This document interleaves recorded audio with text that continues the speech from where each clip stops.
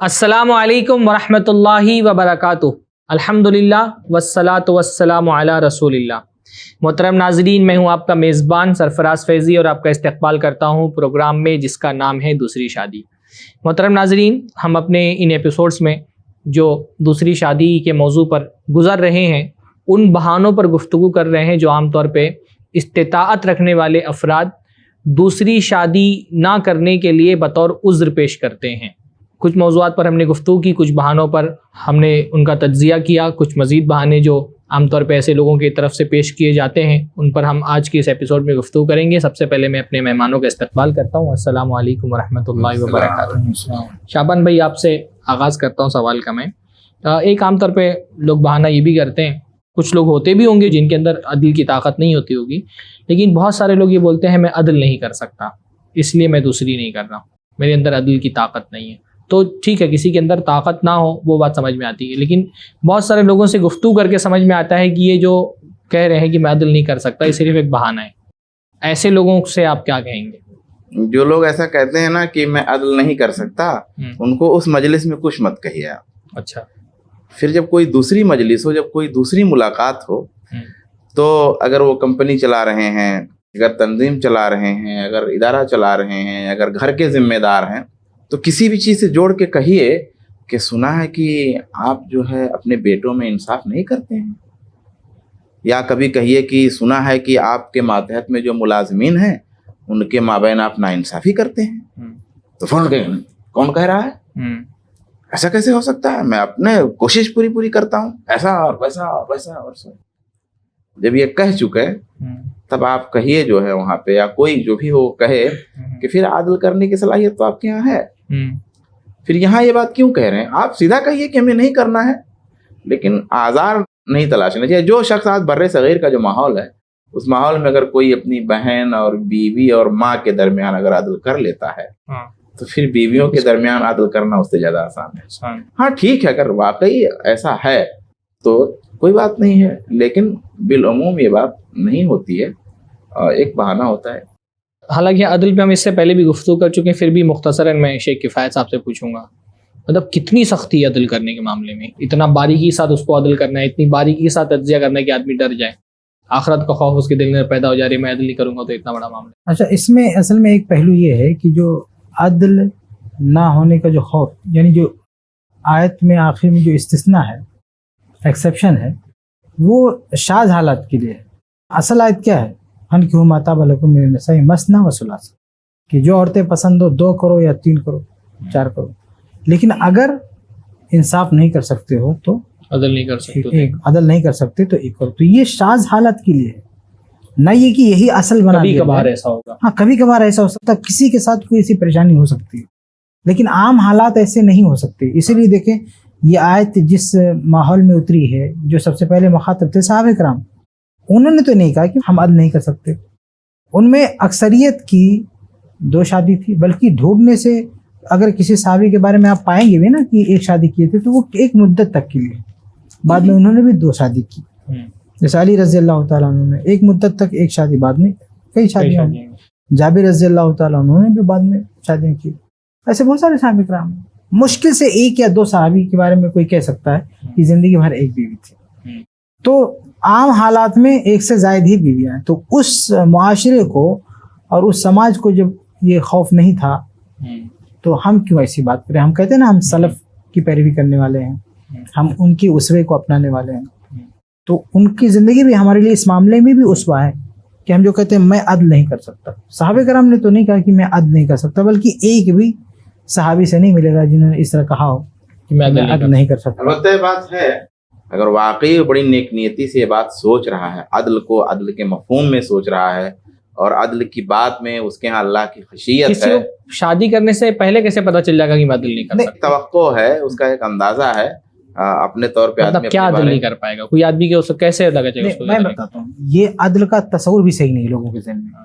عدل کا مطلب یہ سمجھتے ہیں کہ اگر ہم نے 2 شادی کیا ہے تو اگر 20,000 اس عورت کو دے رہے ہیں ماہانہ تو 20,000 اس کو بھی دینا ہے، قطع نظر اس کی کہ اس کے پاس کتنے بچے ہیں، اس کے پاس کتنے بچے ہیں، اس کی کیا ضرورت ہے، اس کی کیا ضرورت ہے، یہ بیمار ہے، یہ کیا ہے، اس سے قطع نظر۔ تو ظاہر سی بات ہے کہ یہ عدل بہت مشکل ہے، اگر عدل کا یہ معیار ہے, عدل کا یہ تصور ہے, تو بہت مشکل ہے. یہ ان تمام باتوں کے باوجود, میں اسی لیے کہہ رہا تھا کہ عدل کا مفہوم جانتا ہو, تمام چیزوں کے باوجود اگر بڑی سچائی کے ساتھ, صدق نیت کے ساتھ وہ ایسا سمجھ رہا ہے, اس کو اللہ کا واقعی خوف ہے, وہ اللہ کے خوف کی وجہ سے, خشیت الہی کی وجہ سے, جہنم کے عذاب کے ڈر سے اور عدل کے صحیح تصور کو جانتے ہوئے وہ اگر ایسا سوچ رہا اور اس کو ایسا لگ رہا ہے, تو میں تو کہتا ہوں بڑی پیاری بات ہے.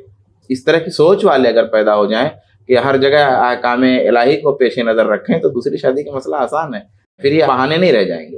بغیر بہانے کے طور پہ اگر کوئی کرتا ہے تو سارے متقی لوگ دوسری شادی میں کیوں تقوی ان کو دکھائی دیتا ہے؟ نماز نہیں پڑھ رہا, اس میں اس کو سمجھ میں نہیں آ رہا ہے کہ اس کا گناہ ملے گا. روزے نہیں رکھ رہا ہے, مال کھا جا رہا ہے دوسروں کا, وہاں سب اس کو ہمیں گناہ ملے گا. جیسے ہی بولو کہ دوسری شادی کر لو تو بولے گا میں عدل نہیں کر سکتا ہوں. میں وہی بات کہہ رہا ہوں. پردھانی لڑے گا, اس کو نہیں پتا کہ پردھانی میں کتنی ذمہ داریاں ہوتی ہیں. قضا کا معاملہ لینا, کسی کے اپنے ہاتھ میں کوئی عہدہ لینا کتنے بڑے ذمہ داری کا کام ہے.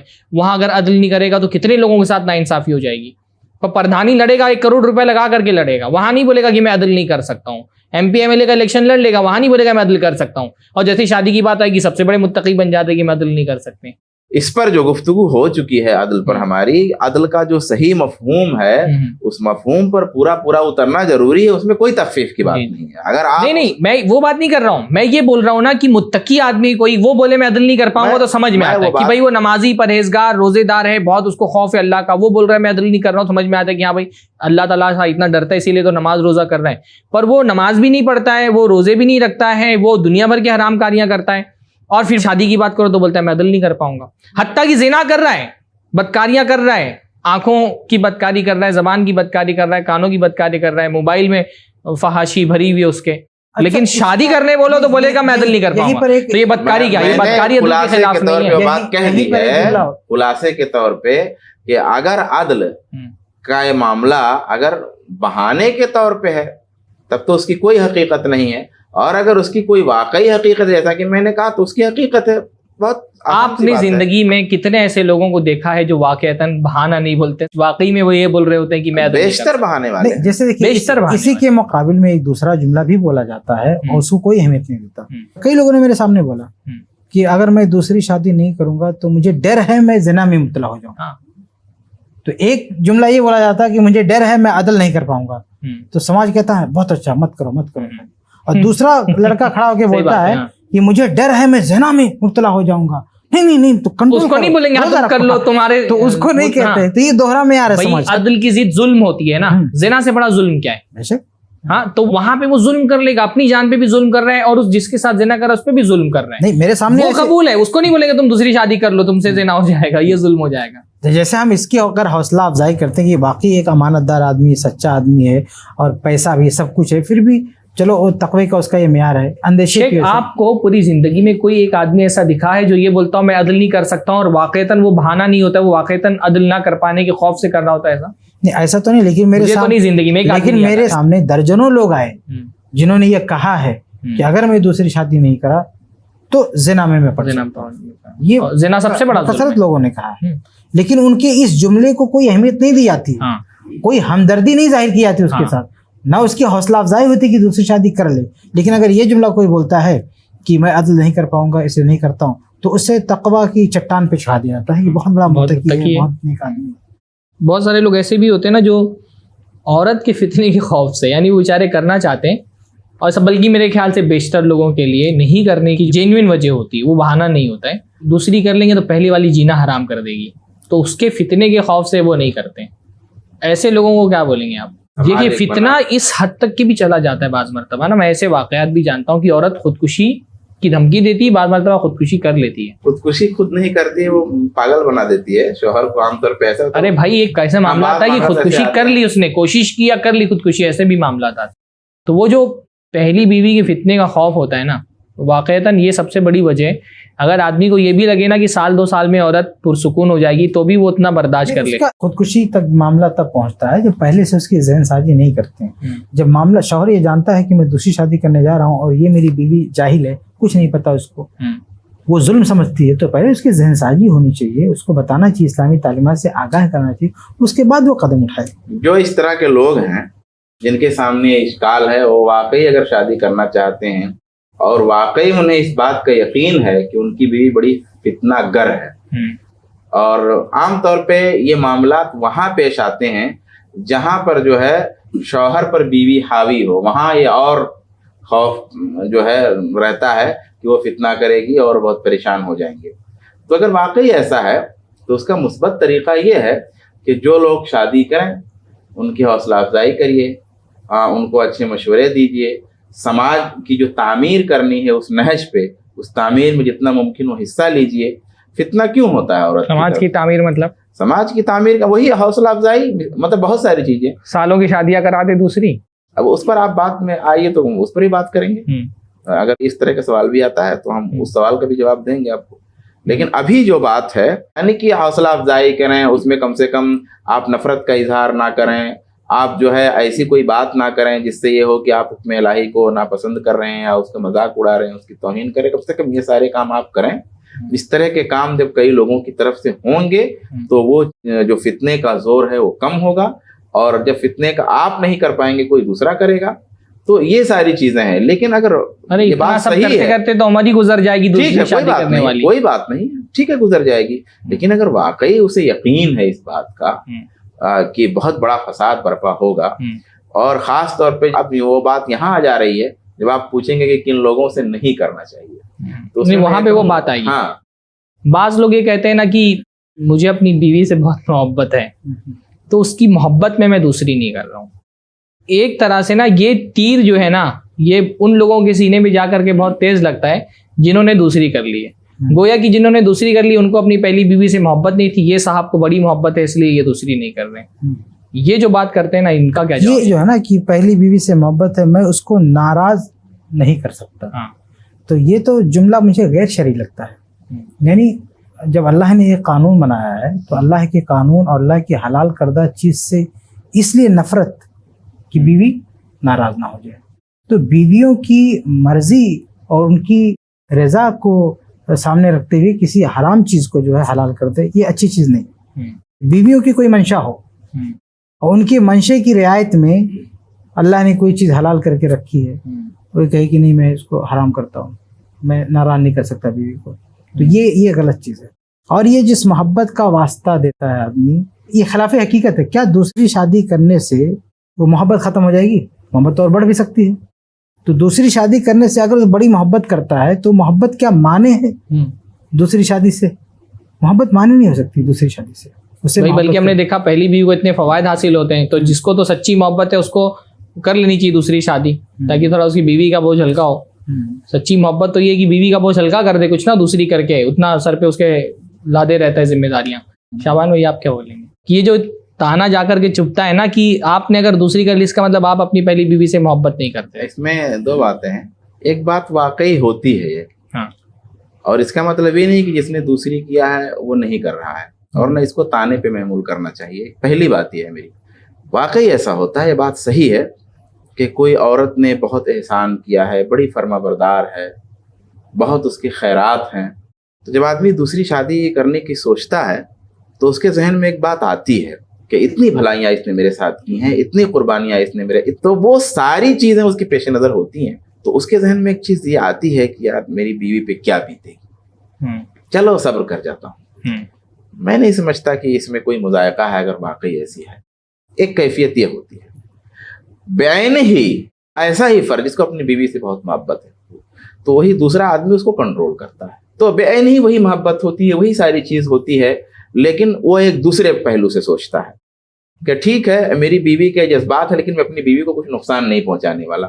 وہ اپنے طور پہ اس کو اندیشے ہیں، لیکن جب میں اس کو نقصان نہیں پہنچاؤں گا اور اس کی تھوڑا اور قدر کروں گا، تھوڑا اس کو اور احترام دوں گا تو انشاءاللہ یہ مینج ہو جائے گا۔ اور اس کے ذہن میں یہ بات ہوتی ہے کہ ایک چیز کا جس کا رواج نہیں ہو پا رہا ہے، ایک سنت جو مردہ ہو چکی ہے، بیوائیں مطلقائیں مختلف عورتیں جو پڑی ہوئی ہیں صرف اس وجہ سے کہ اس کا رواج نہیں ہے، میرے کرنے کی وجہ سے ایسا رواج ہوگا، تھوڑی سی تکلیف میری بیوی کو ضرور ہوگی لیکن انشاءاللہ میں اس کو مینج کر لوں گا۔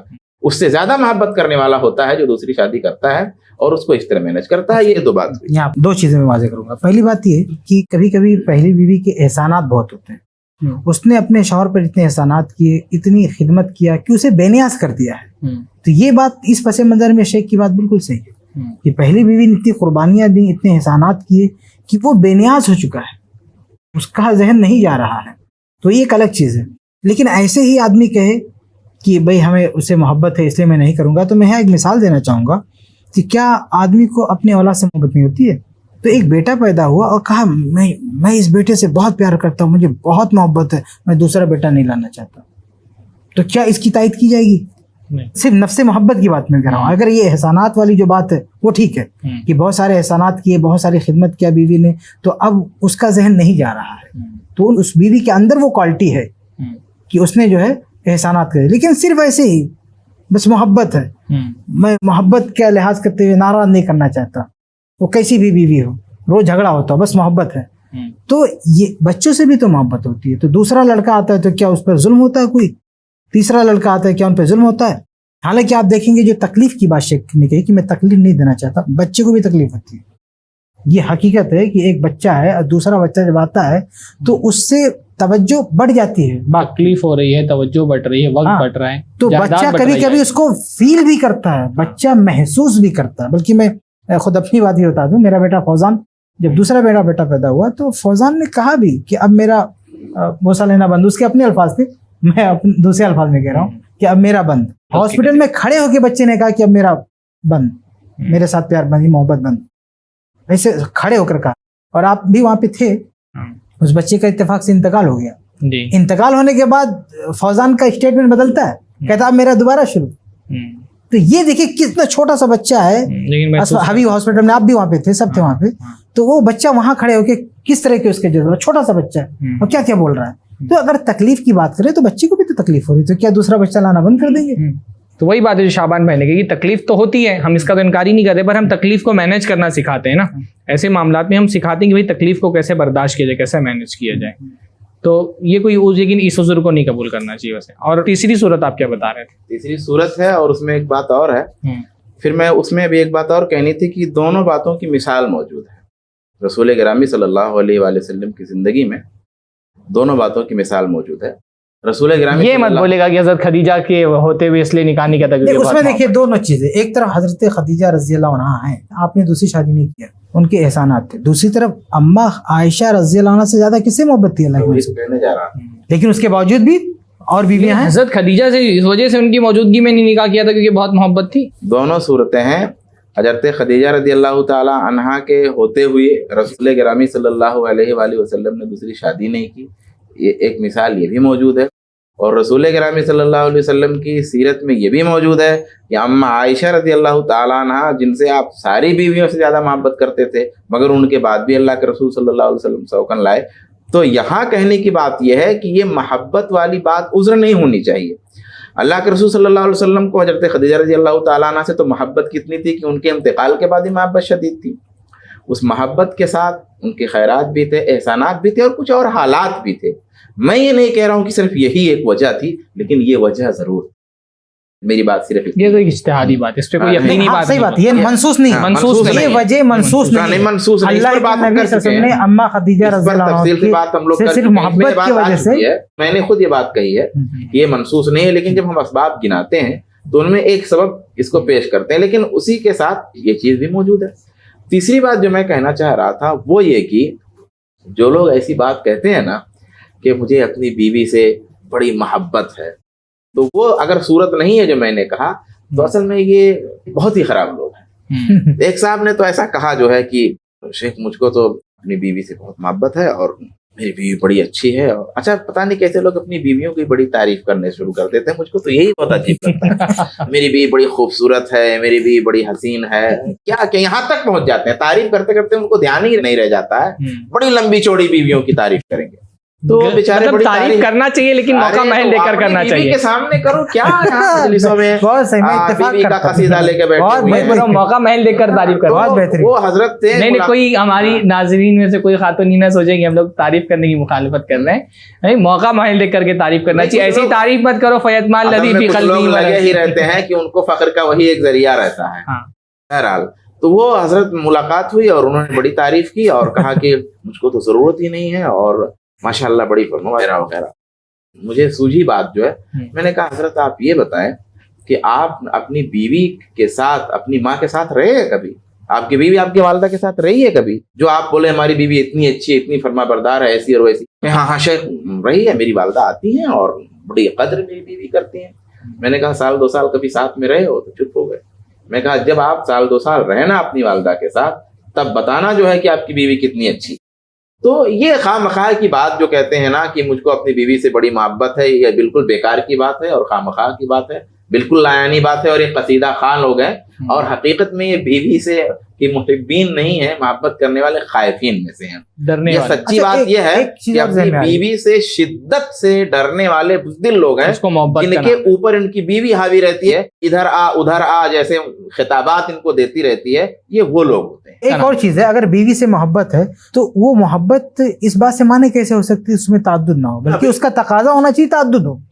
کسی چیز سے محبت ہے اس میں اور اس محبت کا تقاضا ہونا چاہیے ایک اور ہو. بھئی اتنی پیاری چیز آپ کو ملی ہے تو اور ہونا چاہیے نا, جیسے پیسہ ہم کو مل جائے تو ہم چاہتے کو اور مل جائے. کوئی بھی اچھی چیز ملتی ہے ہم چاہتے ہیں اس میں تعدد ہو, تو اگر شریعت نے اس میں تعدد کی راہ رکھی ہے تو آپ کو اور اپنانا چاہیے. اتنی پیاری بیوی ملی, ایک اور لے آئیے اور محبت کریے. اور محبت گرامی سے زیادہ محبت کرنے والا کون ہو؟ کوئی نہیں. اور یہ تو بہت واضح چیز ہے بھائی, میں نے وہ بات تو ایک ضمن کہہ دی, یہ بات میں نے اللہ کے ہر بیوی سے محبت کرتے تھے, پر کسی بھی بیوی کی محبت نے کسی بھی بیوی کی محبت نے اللہ کے نبی صلی اللہ علیہ وسلم کو, میں نے اس کو اس حوالے سے پیش کیا کہ مطلب لوگ تو حضرت نہیں آپ صرف حضرت عائشہ کی بات, اللہ کے رسول ہر بیوی سے, حضرت صفیہ سے بہت محبت کرتے تھے, شدید محبت حضرت عائشہ سے کرتے تھے, باقی سب سے کرتے تھے, پر کسی کی بھی محبت نے, ہم کہتے ہیں کہ آئیڈیل شوہر پوری انسانی تاریخ میں اللہ کے نبی صلی اللہ علیہ وسلم تھے. اللہ کے نبی سے زیادہ اپنی بیویوں سے کوئی محبت نہیں کر سکتا ہے, پر بیوی کی محبت اس بات پہ رکاوٹ نہیں بنی کہ میں سوگن نہیں لا سکتا ہوں اس کے اوپر, اللہ کے نبی لائے.